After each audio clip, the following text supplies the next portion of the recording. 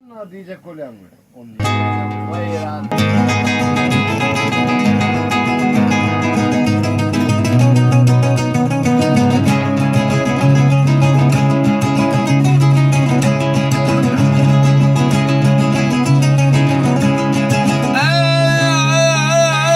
Ey bunlar geçip gitti neyse yer beni.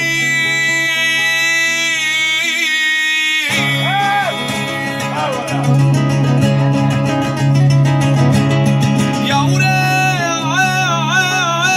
yer beni vay yer beni. Ya sen Müslüman bol ya men yer beni.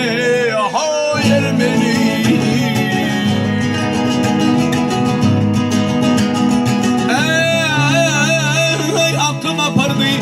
Aklıma paranır kapır Ermeni.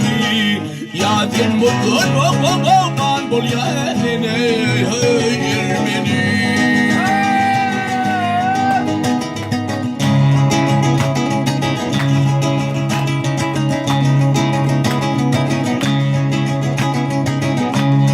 Ey kolun sal boynuma kucakla beni.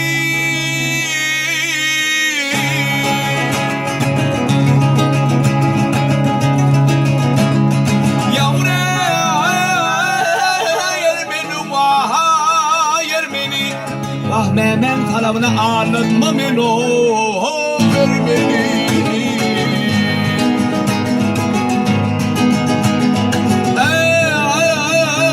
Ey şu sağatta şu sağatta yarım görsedim seni. Ya ben mutluluğum aman bol ya beni.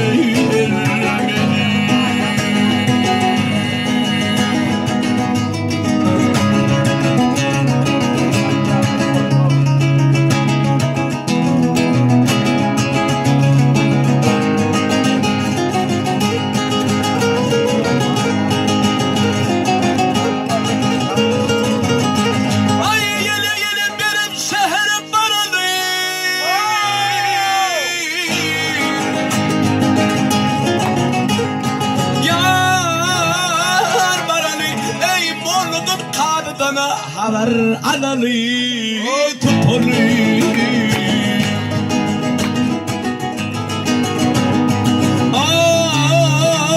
Niyetin kabul olsa, niyetin kabul olsa şoğa baralı.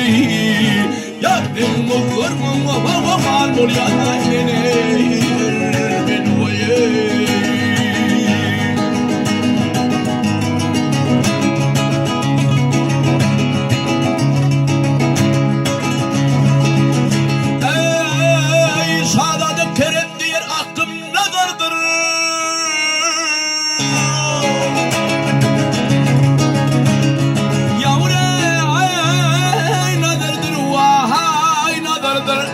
dine gelip kesmek kısmet de vardır şu vardır.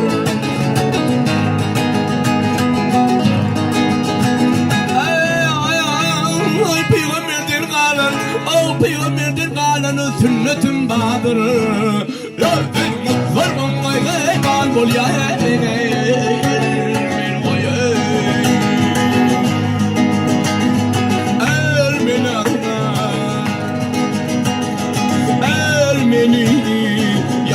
Mutluluğun bol ya beni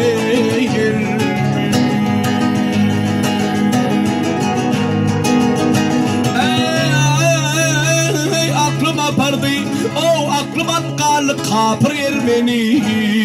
Ya sen mutluluğun bol ya beni